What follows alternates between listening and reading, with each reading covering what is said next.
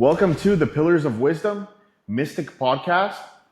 I'm joined today by Anthony, who decided to fly over and visit us in Mexico, and he's going to be sharing his thoughts and feelings about the experience. Take it away. So my name is Anthony. Do? I work as a marine engineer offshore on ships, meaning I work about a month out at sea and then I'm home for a month straight, give or take a few days. And during my time off, I decided to visit Merida, Mexico. And I've never been to Mexico before, so I was in for a new experience. And I've learned a tremendous amount about the country and about the culture. And Well, let's kind of back it up. So you are 23. yeah, You're a young professional. You're earning well. You told me you earn well, and you live in New York City. yes, I do.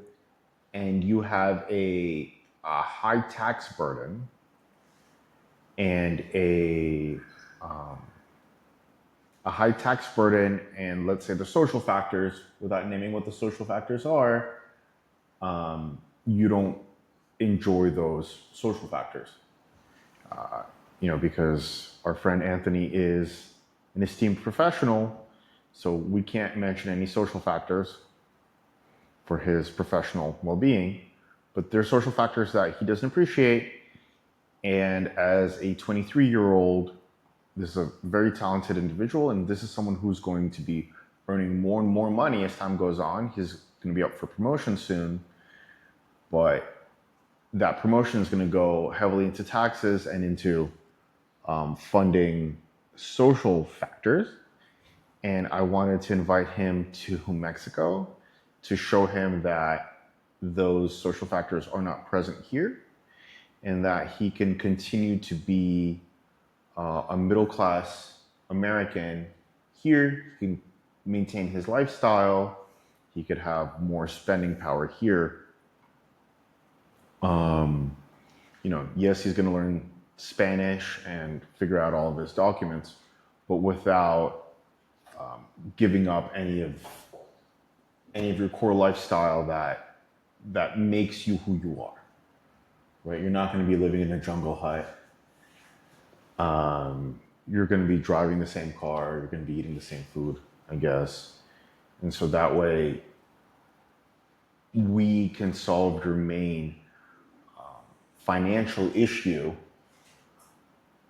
without really forcing you to live a different kind of life than you grew up in. I guess that's kind of the argument that I've been making here during your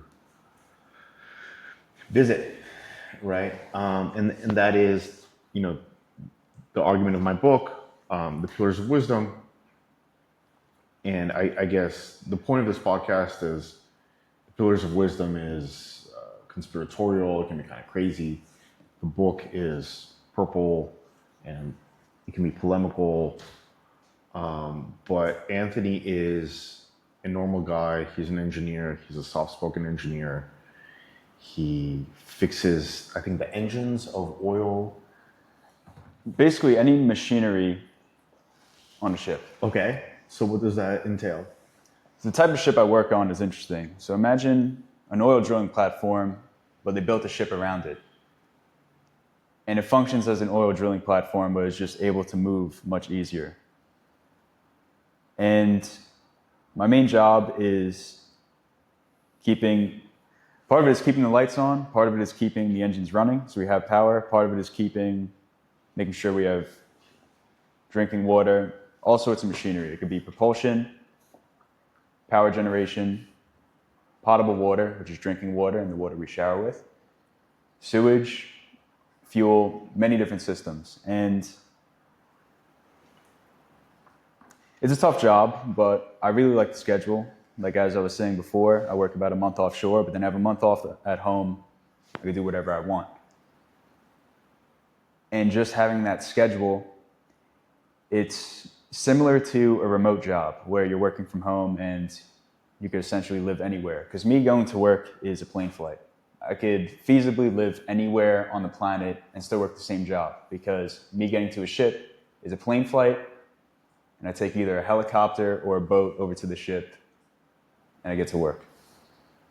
So this idea of moving out of the US has always spoken to me and been in the back of my mind, but I wasn't sure exactly where to start. I had a few countries in mind, but Mexico is a solid option because it's very close. It's very close to where I currently work. And taking this trip down here has taught me a lot about it, because you could look into a country all you want, but you're not going to actually know what's going on until you visit. So okay, so you visited, right? And did you go to any restaurants here? Yes, I've been to several restaurants. So what were you eating? What? Mostly Mexican food. The food quality down here, from what I've seen, is much better and much more accessible Than New York. than New York. Yeah. So, for example, yesterday we went to a farm and got fresh beef. Okay. That's not feasible for me. Okay. I live in New York City. The closest farm is either 100 miles east on Long Island or at least 70 miles north in upstate New York. So getting fresh food that's not as processed or just a solid pick of food is much harder for me. Okay. I could get it delivered, but at that point it's like, all right, I'm paying significantly more just to get fresh food, and it's essentially diminishing returns.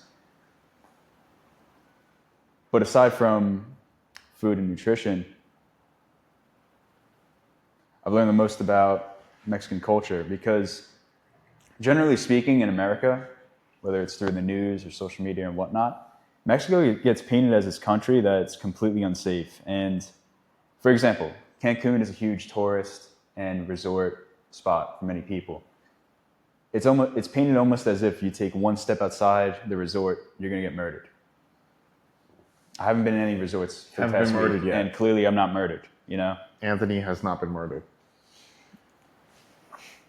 So it was very eye-opening, and it really, it's very interesting how they paint this country as just essentially a hellhole, but it's not the case whatsoever. So okay, so you're 23. You're renting in the U.S. That's very expensive for you. You're in a relationship, and you say it's a good one. Yes. So what would the economics be of buying something in New York? Well, my rent right now is $2,400 a month. Okay. And honestly, for New York, it's not terrible. I actually work with someone at my job where he lives in Manhattan, like the center of Manhattan. He has a smaller apartment than mine. I have a garage.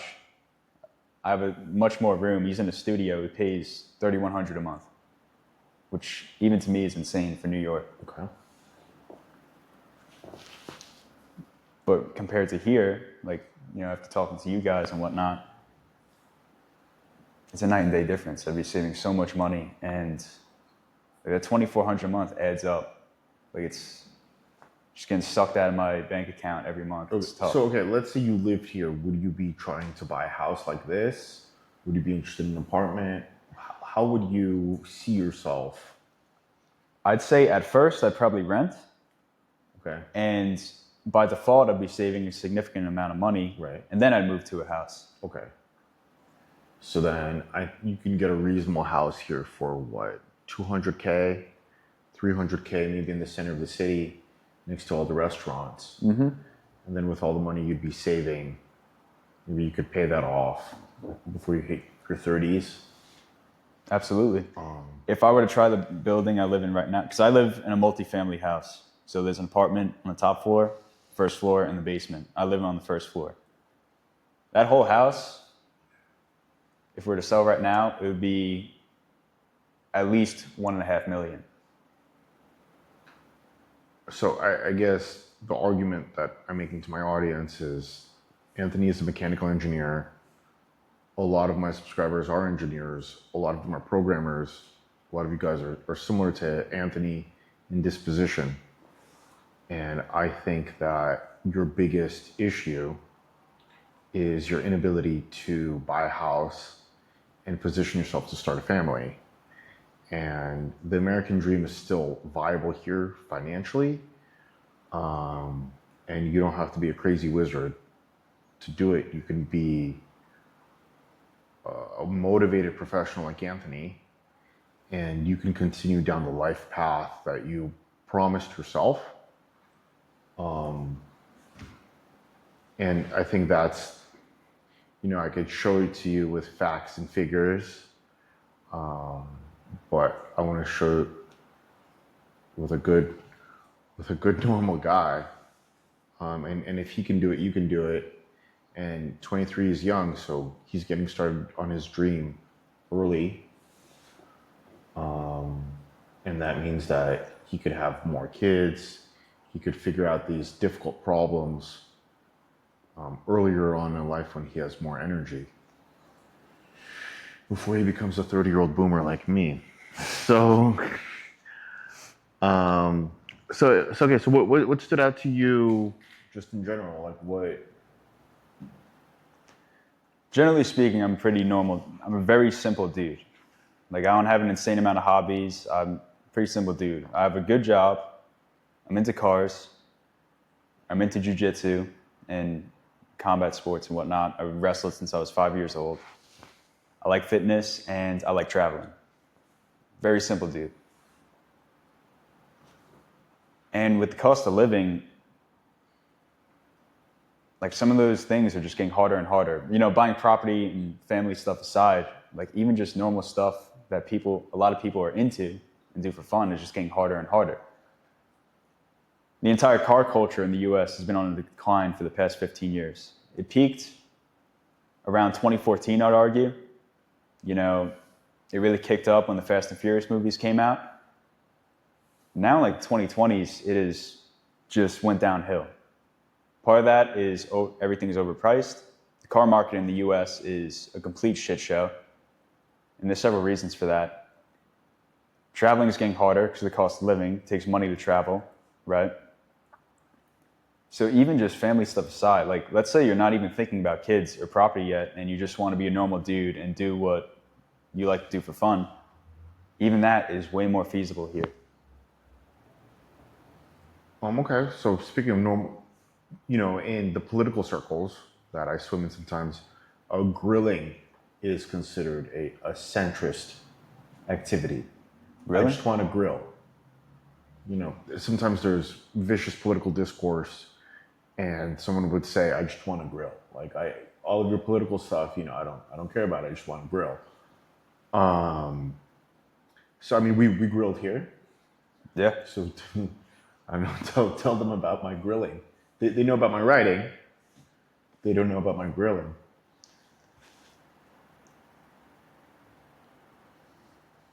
What did we make? What did we make? What do we get? Ribeyes, right? We got ribeyes. What do we do? New York. New York strip steaks. How would you classify the quality of meat here? And then on a personal, the quality of our cooking itself. It's phenomenal. Not just the cooking itself, but the actual food quality. Yesterday we picked up like a rack of ribeyes and other meat from a farm that was fresh, and we cooked it, and it was some of the best steak I've ever had. So I And guess you have access to that every single day here. It's not like, and it's not crazy expensive either. Even when I go to the supermarket by my house, like, red meat's never on sale. This shit's expensive. And I remember being a little kid, like, yeah, just stuff being on sale was way more often. Now it's like $30 for one single ribeye. It's like, dude, what are we doing here? okay, so you can be eating ribeye here more frequently. $30 a ribeye here is like at least 4 of them. What do we pay here? $15 for ribeye? 11. For how many? For like 2. Exactly. It's a night and day difference. Yeah. So I think what you would get a pound in the US, you get per kilo here. I think it's something like that. So I think the meat prices are half. And if you're a big muscular guy like Anthony here, I think meat's a very big part of your enjoyment and your identity. So if you just want to grill, Yeah. you can grill here really well. And I guess there's these political circles, right, where there's the Charlie Kirk article that I wrote, there's the Trump stuff, there's the anti-Trump stuff, there's all that stuff. And I guess me as a political analyst, my goal isn't to just write abstract debates. It's to help people like Anthony live a better life because I need my theories to have practical meaning.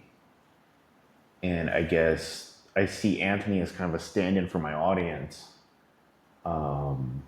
He's straight-laced, he's responsible, and he's doing his best.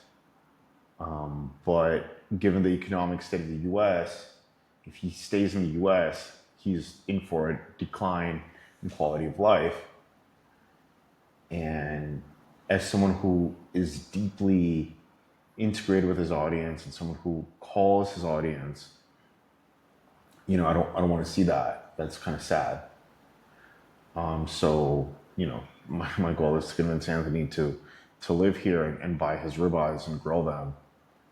And maybe that's not as spectacular as exposing a conspiracy theory or whatever, but him not being under those social and economic factors is, in my opinion, the most important thing and the easiest thing that he can do to improve his quality of life.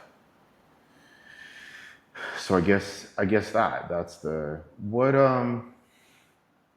we went to Mexican independence. How would that compare to a 4th of July? What did you see that was different? People here love their country. People here care about their country. People celebrate their country and their culture and heritage. And,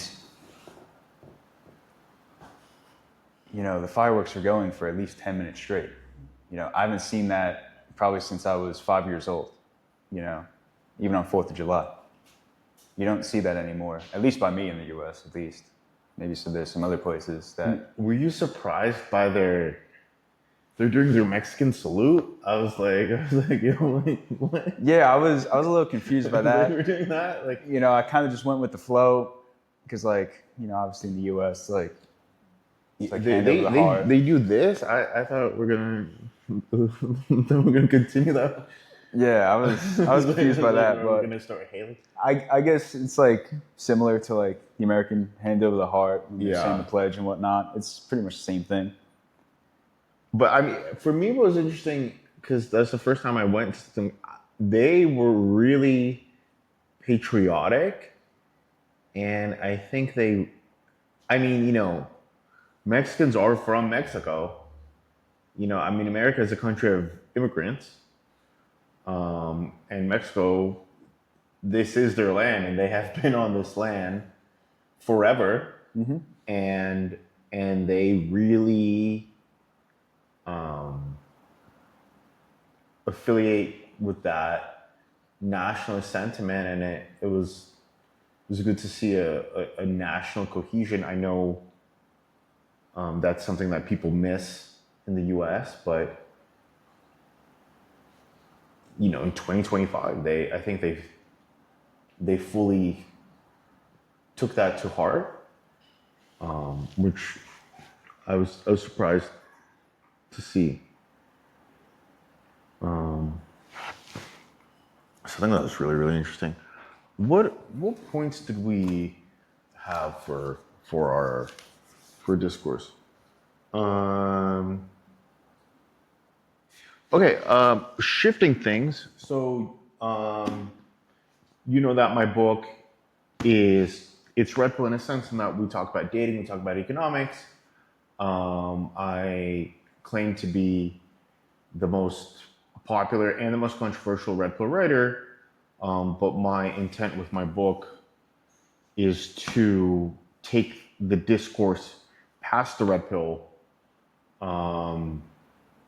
Yes, there are, let's say, issues with feminism, there's issues with dating, but it's to move people beyond a certain kind of negativity that they experienced because of America's politically polarizing and the middle class is collapsing. And as the middle class collapses, they attack each other, and there's a lot of negative experiences in the dating world, because that's, on Tinder is a place where you can really interface with a lot of people very quickly.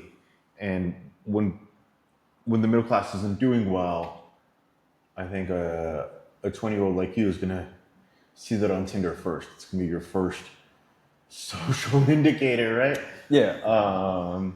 But okay, so you have a friend who is what, pulling information from the red pill.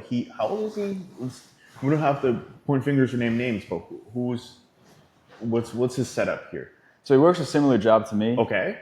He's also a marine engineer, but he Okay. doesn't work on the same type of ship. I work about a month offshore at a time. He works 75 days offshore at a time. And he works So he does somewhere in the middle. 75, 75? Yes. Okay, and that's why did he choose that kind of allocation?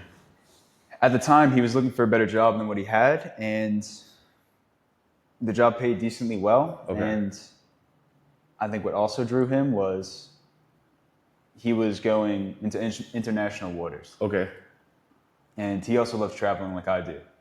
He's traveled more than me, frankly. He's been to Europe, many different European countries. Okay, so he's 23 like you. Yes.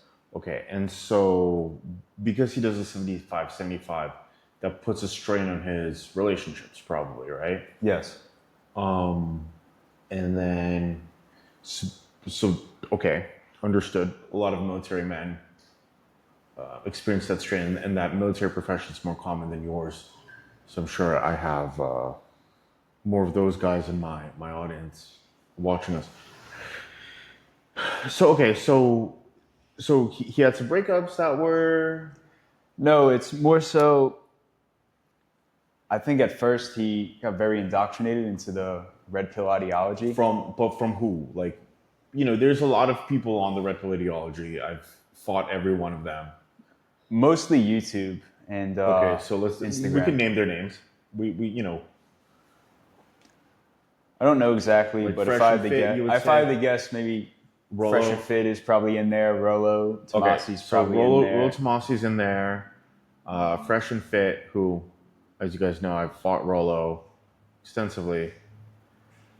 And then, okay, Fresh and Fit. Anyone else? To my knowledge, I don't know exactly. Okay, but just generally, is there any kind of, one of the things that we do in psychoanalysis is we can figure out people's beliefs by the words that they use. Exactly. That's essentially what I did, and that's how I determined who he probably got. So beliefs from. what, and we can ideologically identify people by them using, an example is if someone's using pronouns, then they're probably a hard left. They're probably in the hard anti-authoritarian left, like a Deleuzian left. If someone's using like words like bourgeoisie or capitalist, proletarian, then they're communist, right? And then maybe if they're using racially, let's just say insensitive language, it can be in the authoritarian right. And we can kind of ideologically place people without having to ask them these very, very delicate questions, right? So which words have you heard that indicate his worldview? It's not so much words; it's more so ideas and thoughts. So what are some of these ideas that? So, for example, him expressing concern about dating and a future of starting a family when he speaks about how a lot of men in the U.S. get crippled by divorce. How at the snap of the fingers, you could lose half of everything. Okay. And Is there any kind of, okay, so like, there is a mainstream, so there's an ideological spectrum, right? Mm-hmm. And so in the center, we can have divorced dads who are crippled by divorce. I have a client who got crippled by divorce. But this is, this is someone who has a conventional political outlook. But the red pill is held to be beyond that Overton. So what would what kind of language would place, and once again, this isn't your language, what language would place him in that ideological category? I mean, you're a mechanical engineer, you know, you're not a detective. So it's Sure. So a good example is him saying something along the lines of, and I'm paraphrasing here as best I can, why would I get married or start a long-term relationship with a woman if there's a high likelihood she could just divorce me and steal half my assets, Okay. half my 401k, half my Roth, house, possibly the kids, you know, and so okay. on. Okay. And that's being said from a point of view where you don't even have any of those things yet, but you're worried about it. Right. You're worried about a problem you don't even have right now. Okay. So in order for him to have that verbal structure, he should, you know, a lot of our ideas come from people, and that to me sounds like that idea originated from someone who went through that. And it could be like a Richard Cooper, who is, I think, went through a bad divorce. And to me, it sounds like some of the older red pillars Yeah. who are Gen X, maybe our parents' age. Anything, you know, because, you know, me as millennial and you as Gen Z, like, we have very low marriage rates. You know, it's, you know, I think in Mexico it'd be interesting to have a big Mexican wedding. Then that'd be fun. You know, you saw how invested they are into these traditional structures, and how they're not, you know, instead of having a millennial Bruno Mars wedding, we could have a real wedding, which is something that respects the institution of marriage. But ironic Taylor Swift wedding, millennial style. But so okay, so there's this discourse on divorce that, in my belief, he probably got from someone in their 40s or 50s. Is there anything else that you feel from him, or is that like a recurring theme? I'd say it's the main thing. Just, I guess, having a negative outlook on relationships in the West. Could he have figured? And Could he have picked that up from like the boat that he's working on, from maybe some of the older men? that's actually a very good point, because the divorce rate in this line of work is actually very high. Very high. And I'd put most of that on the fact that you're home for a while. You're away from home for a while, excuse me. Similar to how it is in the military. You know, you could go on a 9-month straight deployment. Divorce rate in the military is pretty damn high. So, and I've actually seen that firsthand. One of the first bosses I had on the first ship I got on, he got crippled by divorce. Okay. And he had a very negative outlook on women in the West. Okay. So that's a very good point. That's definitely possible, because I've seen that firsthand myself. You know, older dudes I work with just having a complete negative outlook on dating and Okay. So that so whole maybe it's thing. from the red pill, but maybe it's from his workplace, where that is occupational health hazard. You know, Mexico has different legal system, and I don't want to speak on it, but structures are different here, and people are different here. Things work differently here.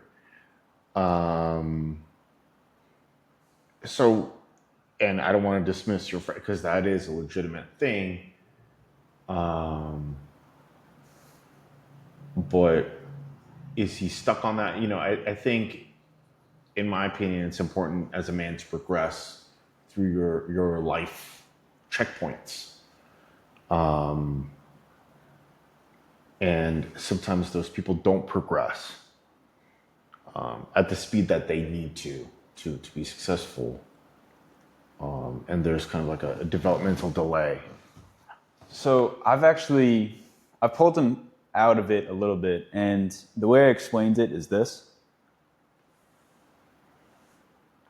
A good example is I'll just use a blanket term, is the Women Are Dumb podcast, for example, like Okay. Fresh and Fit, where you get a bunch of unintelligent women on a podcast and you just really just come down hard on them. Okay. And let's say you're someone where you start watching that and you watch that a lot. You watch those kinds of podcasts, that kind of content a lot. And what the red pill does well is it gives you very good advice on dating women you probably shouldn't be dating anyway. Okay. Which is counterintuitive, because why are you trying to make things work with someone you probably shouldn't be dating and has negative aspects? And the other thing is, if that's all the content you watch 24/7, subconsciously you're going to start to believe that all women are like that, and that's all you have. That's the only thing you're going to deal with no matter what. Okay, well, let me introduce you to a little secret, because I've been writing in the red pill space, and that gave me the opportunity to speak to these people on the phone and have kind of a privileged access. So there's this man, Mystery. He's from the 2000s, and he, when we, the middle class, were doing well, Mystery wrote one of those first guides because a lot of programmers were making a lot of money, and that gave them dating access, and they didn't know how to interpolate into that. But Mystery himself had a on and off relationship with a stripper, and he really loved this stripper, from what I hear, and she broke his heart. It was an on again, off again thing, and it was kind of a Las Vegas thing.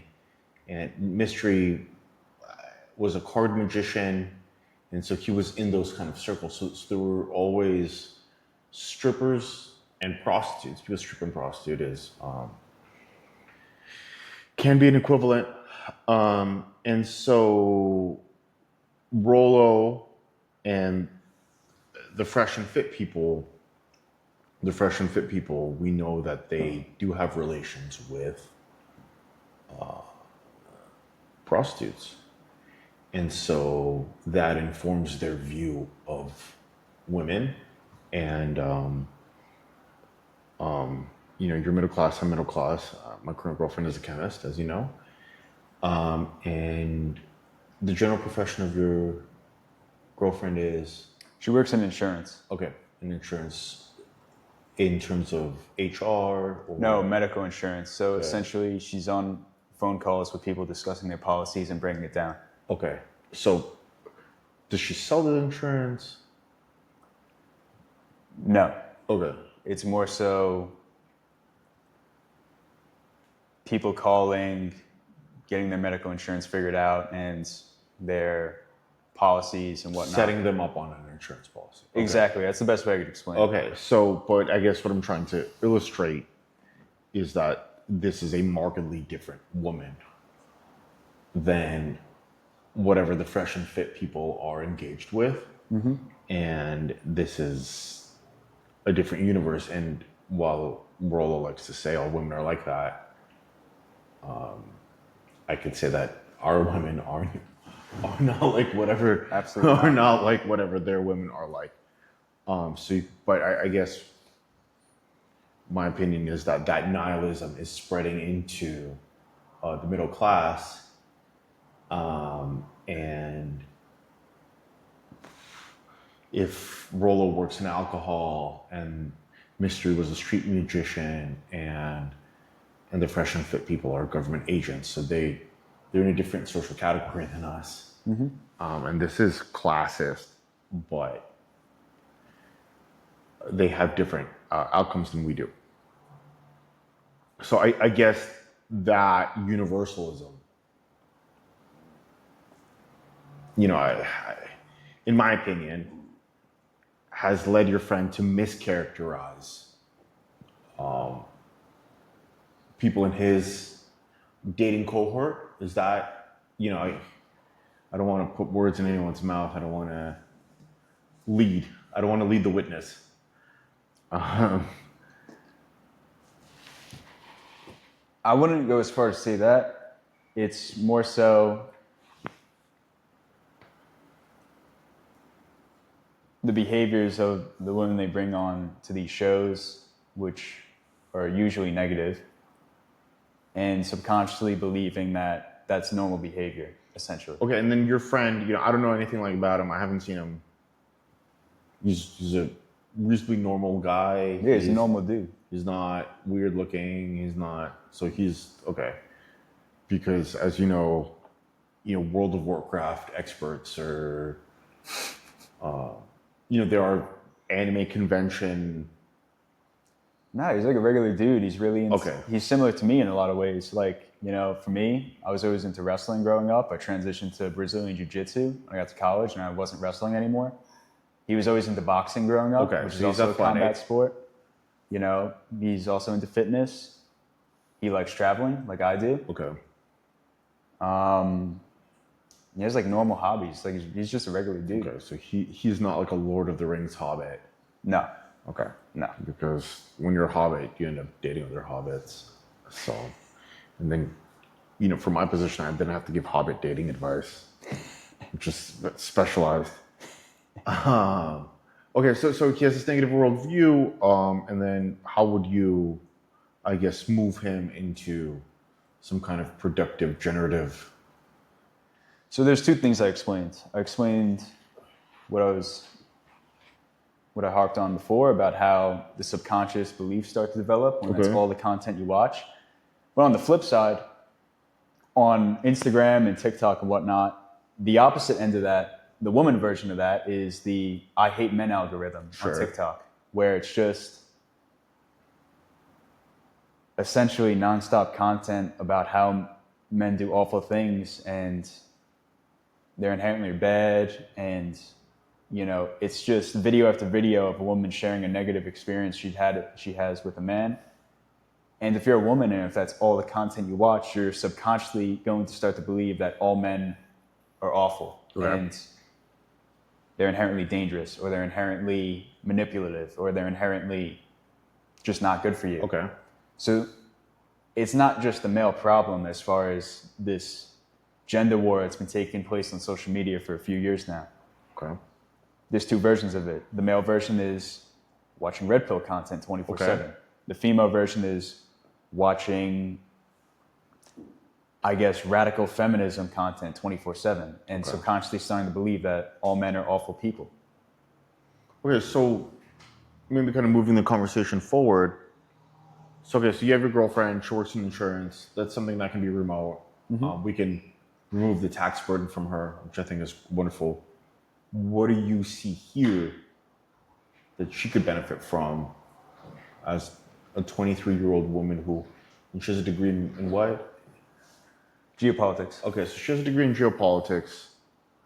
And so what stands out here that would be beneficial for her lifestyle and sense of well-being? Off the bat, cost of living, Cost of living. which tangentially or is directly tied, to traveling. She loves traveling even more than me. Okay. She's been to far more countries than me. Okay. And that is what she explained to me is one of her biggest goals in life when it comes to financial independence. The way she defines financial independence is having enough money to be able to do the things she wants and not worrying about money. Okay. And what she wants to do, as far as hobbies go, is travel as much as possible. Okay. She's been to Mexico before. Okay. She's been to Korea. She's been to Greece. She's been to France. And there's probably other countries she's also been to. Okay. that So I'm she not should have remembering more off the bat. money to travel because of her rent and her taxes would be lower. That would be her draw. Absolutely. Okay. Maybe would she enjoy the beaches here? What is? Absolutely, yes. We have cenotes, which are like an underground cave swimming. She said verbatim to me, I'm a beach girly, so absolutely. Okay, we have these beaches.